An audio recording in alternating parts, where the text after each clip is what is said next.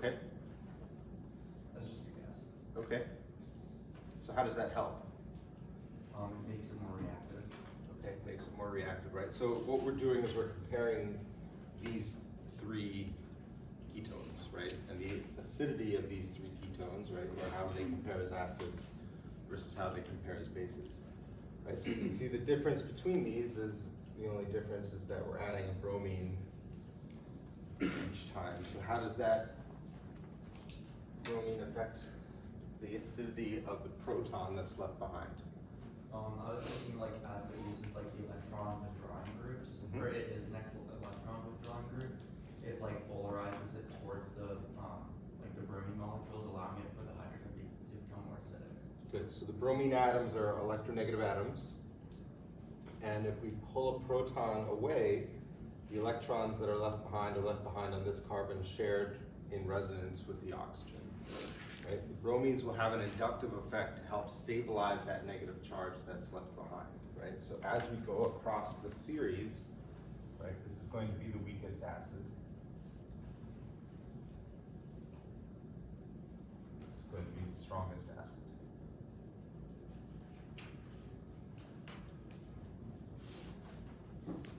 Right, so each subsequent addition of a bromine is going to make that ketone more and more acidic, allowing us to pull that proton more and more easily.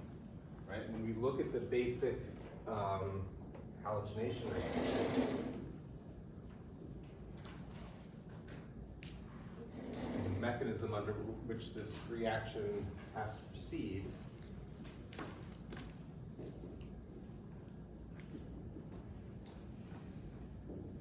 hydroxide has to be able to pull that proton in order to make that carbon nucleophilic.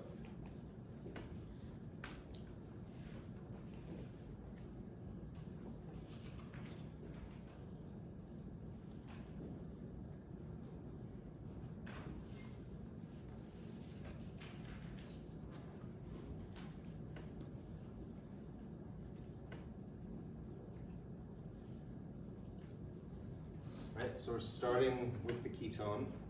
Our first product is the monobromoketone. Right, the first product we make is going to be more reactive as an acid than the acid that we're starting with. Right, so once we make this, hydroxide will be able to react with this more quickly than it will the starting material. Right. So another equivalent of hydroxide, form a second enolate.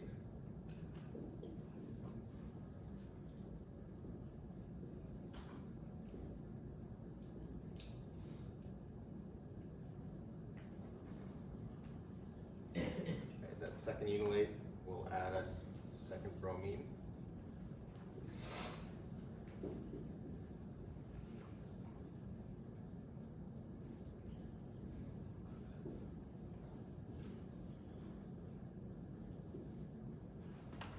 Right, and then of the three ketones that are in here, this is again going to be the most reactive. The two bromines are making that proton more and more acidic. Okay, so with each subsequent bromine, we're creating a molecule that can form an enolate faster. And since we're creating a more reactive ketone, we're not going to be able to stop at the first bromide addition. Right? The molecule, the base doesn't know how many bromines this has. Right? It's just going to react with the best acid in the reaction.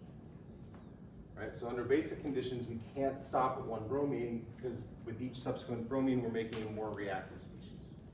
Okay? What about under acidic conditions? Why can we add one halogen under acidic conditions? Right? It's because after the halogen gets added, it's not acidic enough to. I'm trying to think of. Never mind. Actually, that's the wrong one. The base. Is it because like the hydrogen is like already permeated on the oxygen, so it's more likely to become more acidic than the alkyl carbons?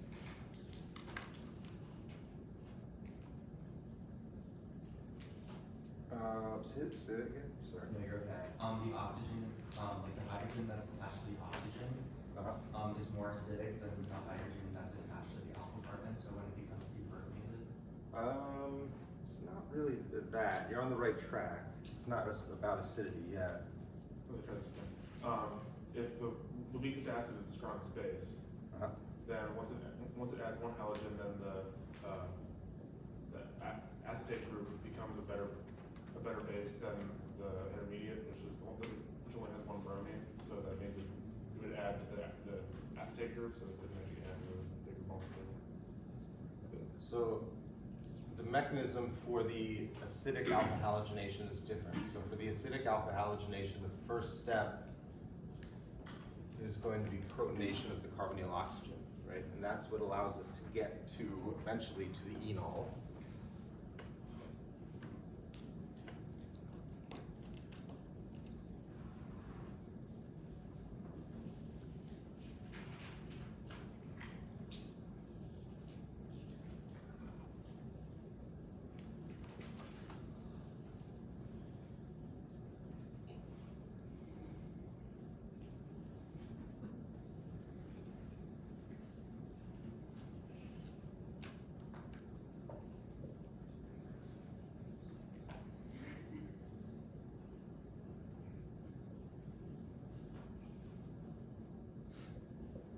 Right? And then it's enol, that's the nucleophilic species in this reaction, right? Not the enolate.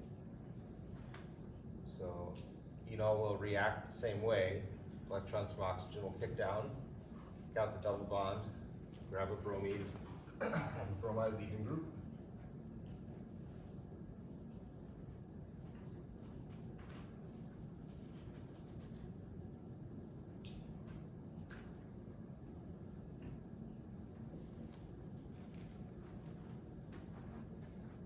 And then we form an intermediate that needs to be deprotonated again there in order to form a second enol, right? So when we're thinking about acid catalyzed alpha halogenation, we're not thinking about how acidic this proton is, but what we're really thinking about is how basic the electrons on oxygen are, what effect that bromine has on the basicity of the bromine, of the oxygen electrons, right? So in this case, fewer bromines we have, stronger the basicity of that oxygen.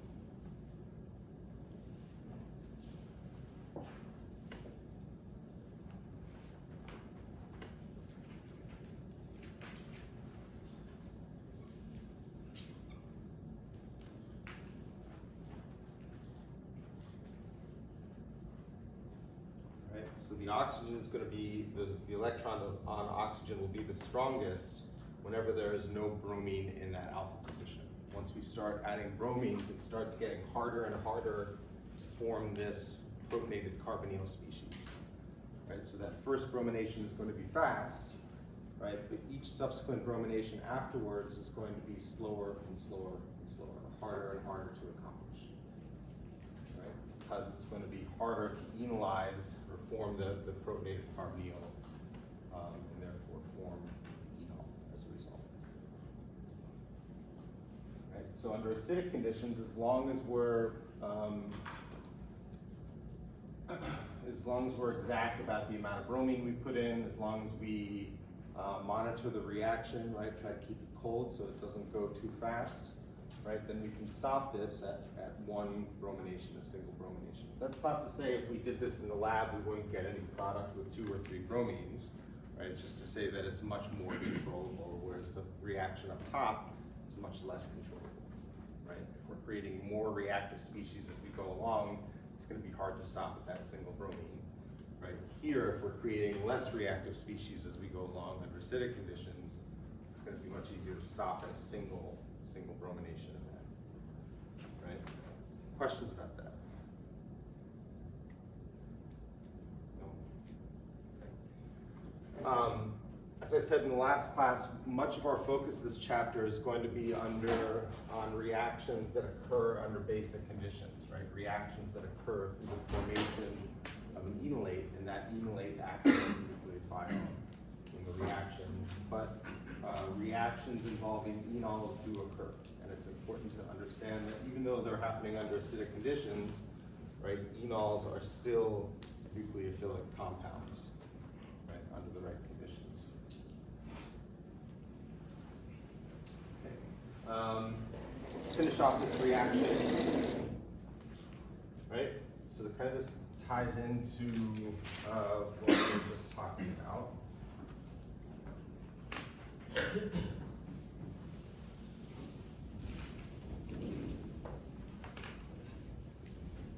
So once we form that trihaloketone or tribromoketone,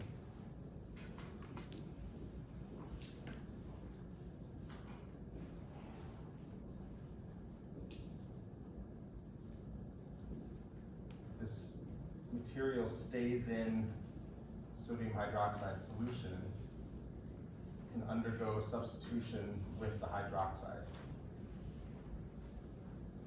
Right, the hydroxide adds the carbonyl carbon, pi electrons up.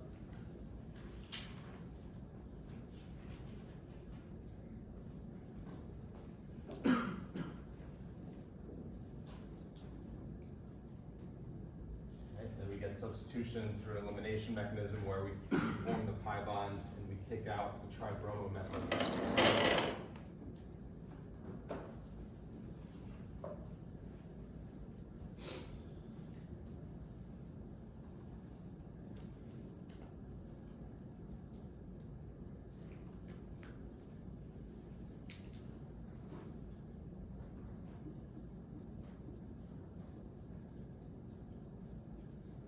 Right, that leads to the formation of the carboxylate, which under acidic conditions, right, if we do an acidic workup, we'll just get reprotonated with carboxylic acid.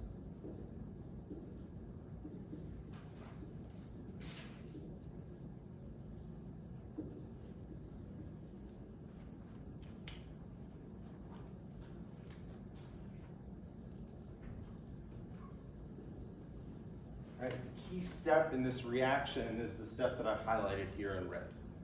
Okay, we've never seen a ketone undergo substitution, right? The only carbonyl substitution reactions that we've learned about are carbonyl substitution reactions that involve acid chlorides, that involve esters, right? That involve amides. Okay, so why are we allowed to do substitution on a ketone here? We haven't been able to do that before.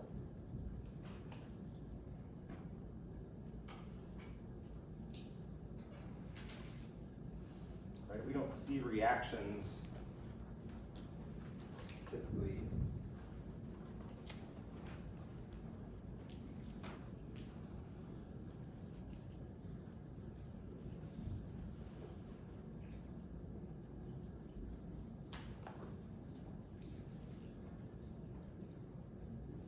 that looks like this, right? We're never losing or using a carbon as a leading group. So why can that occur here? Is it because of the stabilization of the bromines? Excellent, right? So if you look at the leading group that is being formed, right, we learned that bromine as an electronegative atom, something that's also really polarizable, even though the charge is not polarized. All right, those bromines can stabilize a negative charge through the inductive effect.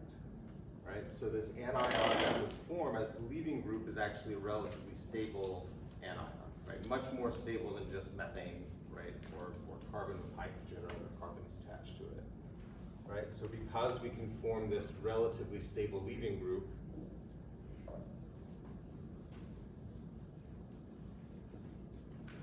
right, this is one of the few examples of substitution that can occur on a ketone. So it's 3 bromines that help stabilize that leaving group, that negatively charged anion, right? And allows substitution to occur. Right, we get that substitution, we're still under basic conditions, so the acid that forms right away is going to get deprotonated whether we want it to or not, right? So we have to do that acidic workup at the end to get the proton back.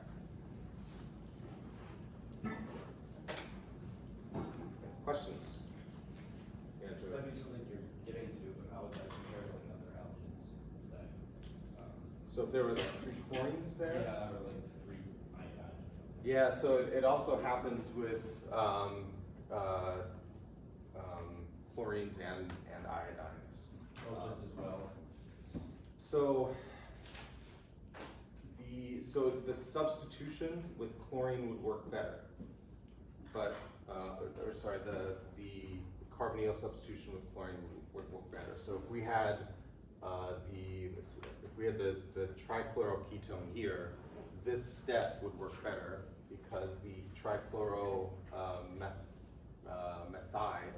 would be a better leaving group than the tribromomethide. Right? Chlorine's being more electronegative has a more inductive effect. Right? The formation of that trichloroketone would be harder than the formation of the tribromo or the triiodoketone, if that makes sense. Yeah. I know with like halogenation, we haven't really focused a little bit like on like fluorine. But would fluorine be like a bad halogen to use because it's so electronegative?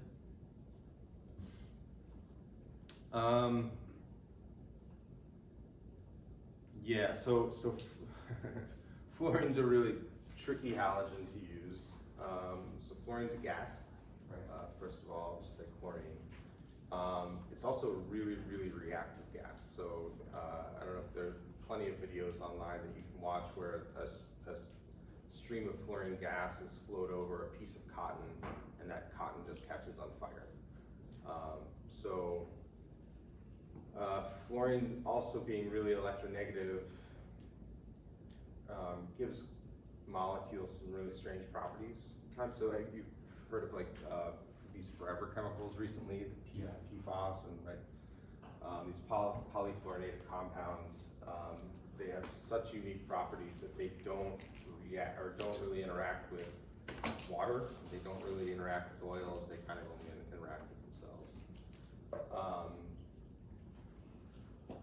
That's a lot basically to say. I'm not really sure. Right.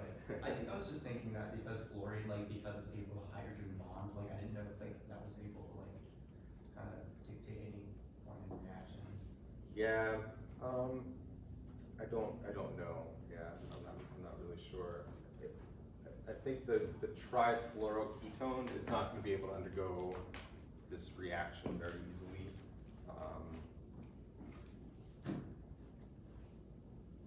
Yeah, but that means some of the ability of this anion just kind of comes in the fluffiness of the anion, right? Not just in the inductive effect, but the overall size of that anion. Same thing with the triiodomethane as well. Trifluoromethyl anions are going to be so small, so concentrated in charge that they might be a little too basic. And, you don't see. I mean, fluorine's kind of the outlier in the halogen series, where a lot of the stuff that a lot of the organic chemistry that can happen with chlorinated, brominated, or iodine compounds don't happen with the fluorine compounds. Other questions? Okay. Let's move on then.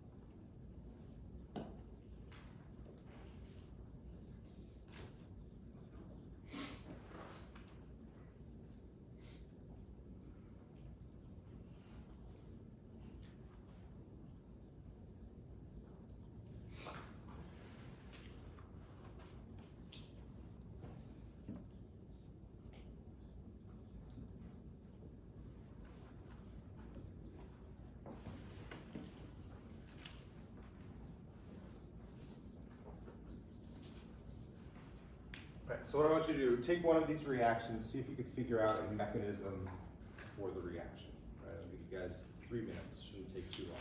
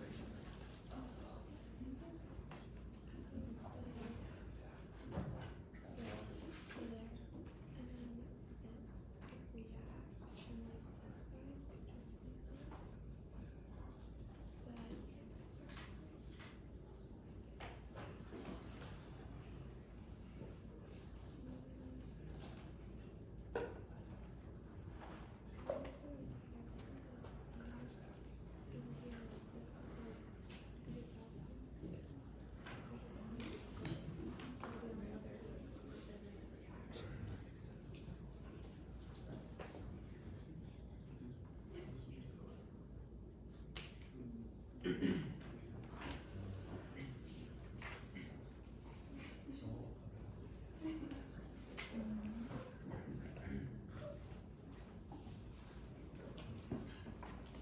so let's take a look at this. Okay, so it's helpful when we look at this reaction to understand that we're starting at, if we're looking at the ketone, the reaction with the ketone up top, right? Starting with acetone, right? Starting with a molecule with 3 carbons and 1 oxygen, right? And we're ending with a molecule with 6 carbons and 2 oxygens, right? So obviously this is dimerizing somehow. We're taking one molecule, right, and adding it to the same molecule, right? If you look at the carbons and number those carbons, you can see 1, 2, 3, right? A new bond is forming at carbon 3, right? What we've learned so far about enolates is that enolates react at the alpha carbon, which in this case would be carbons 1 or 3, and I've just kind of randomly chosen carbon 3, right? Where is the new bond being formed? Which carbon is getting the new bond? Yeah. The carbon 2 of the other monomer. Good, carbon 2, right? So you can see, we've learned the other day that these carbonyl compounds, ketones, right? They act as nucleophiles at the alpha carbon. We learned all last semester that carbonyls are going to be electrophilic at the carbonyl carbon. So that makes sense that we're taking the alpha carbon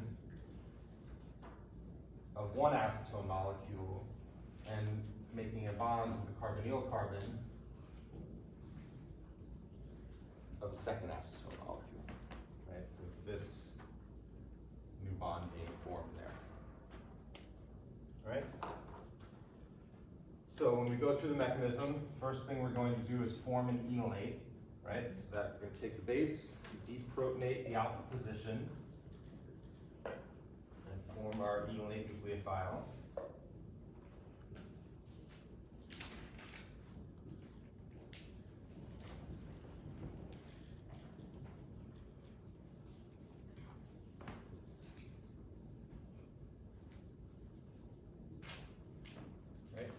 So we're also going to form water as a conjugate acid. Right? I'm going to just keep that off to the side. We're not going to use that in the mechanism right now, but keep that in mind so we can understand that equilibrium, that first equilibrium.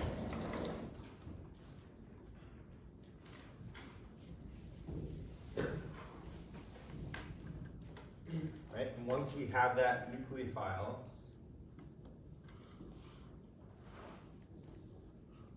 electrons will fall down from oxygen, right? It's nucleophilic at the alpha carbon. Pi electrons will kick out and add to the carbonyl carbon of another carbonyl molecule.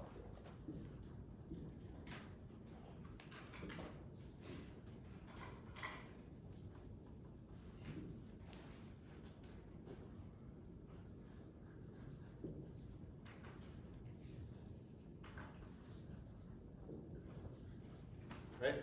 Once we form this alkoxide, we can protonate with water, right? Or we can use another molecule of carbonyl, proton from another molecule of carbonyl, to protonate the oxide that formed.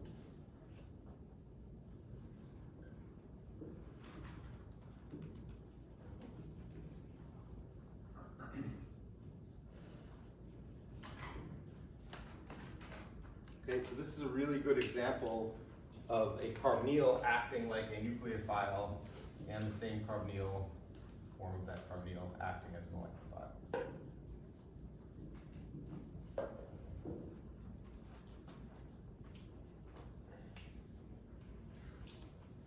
Any questions about this? Okay, so let's think about why this reaction can occur in the way that it does, all right? And it really all comes down to this first step, right? This first enolate formation step and the acid-base chemistry that's involved, right? So ketones are going to have a pKa of around 19 to 20, right? So that alpha proton, right, is relatively easy to pull because of the resonance that is generated whenever we pull that proton, right? Electrons would show up here, and then they're in conjugation with a adjacent pi system. Right, so this makes this a relatively acidic proton, right? When we compare it to other protons just sitting on carbon. Okay, the conjugate acid that we're forming is water. What's the pK of water?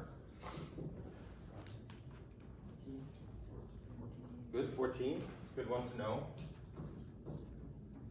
That was Evan. What's that? That was Evan.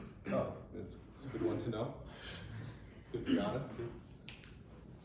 All right, so we're starting with an acid with a pK of 19 to 20, right? We're ending with conjugate acid with a pK of 14. So which way is this equilibrium going to lie?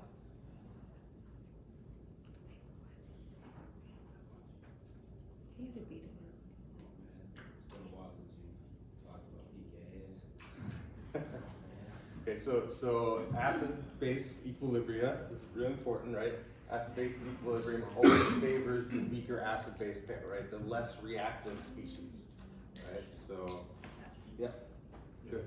So equilibrium in this case is going to favor ketone and the hydroxide, right? And the KEQ is going to be 1 times 10 to the negative 5. Okay, so basically there are going to be 10,000 of these, right?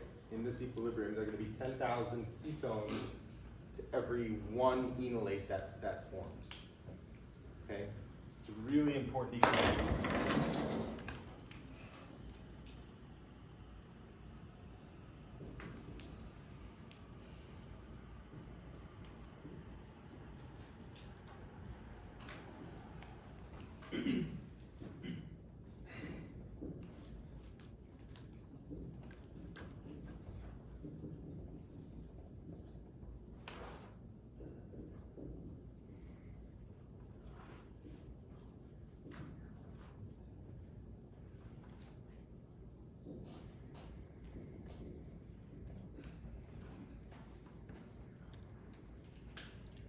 Right, but that equilibrium for this reaction under these conditions, that equilibrium is really important, right? Because if equilibrium lied really far to the right, we probably wouldn't get much product, right? It's the ability to form the enolate, right? This reactive nucleophile in the presence of a lot of electrophile, right? We need the electrophile around for this reaction to take place, right? If there wasn't any electrophile in this reaction, we just form a lot of enolate, and then the enolate wouldn't have anything to react with, right? So this equilibrium that favors the starting materials under, for this reaction under these conditions is really important because we need to have that reactive species, that electrophile in the reaction in order for a reaction to take place, right? So we can't have a really strong equilibrium going to the right because we're not going to have an electrophile otherwise. Okay. Right, so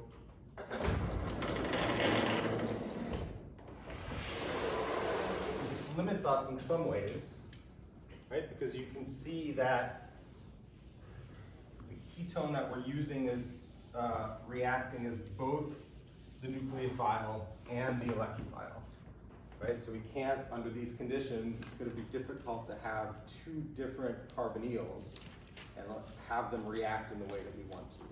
Right? But as long as the carbonyl that we have serves as both the nucleophile and the electrophile, then this reaction is going to go really well.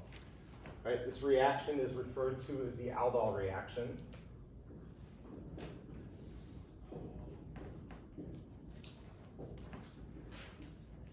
Right? One of the most important reactions in organic chemistry, has been used extensively for organic synthesis.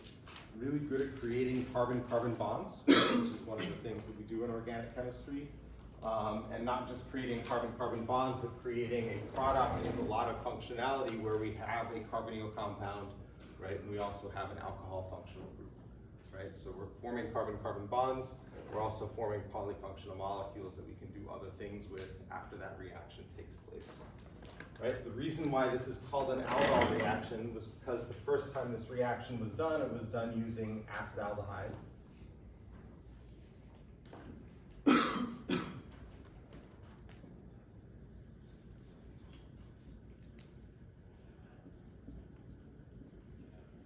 Right? reaction of acetaldehyde, or the aldol reaction of acetaldehyde is going to create this product, right? And you can see in this product we have two functional groups. We have an aldehyde and we have an alcohol. Right? So the aldol is not because this was developed by a chemist named Victor Aldol or whatever, right? But it's because the two functional groups that appear in the product are an aldehyde and an aldol.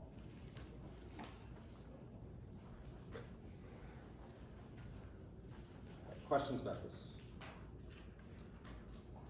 Okay, on Friday we're going to come back to the Aldol reaction. We're going to look at different variations of the Aldol reaction, see how it can be used kind of more modernly, or in a more modern fashion, create molecules.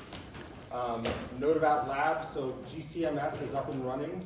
If you did not get a chance to do a GCMS yesterday, please make sure to come see me before Friday to get that run done. You'll need a sample, so when you make your sample for your GCMS, should be 1 to 5 milligrams of material per milliliter of dichloromethane.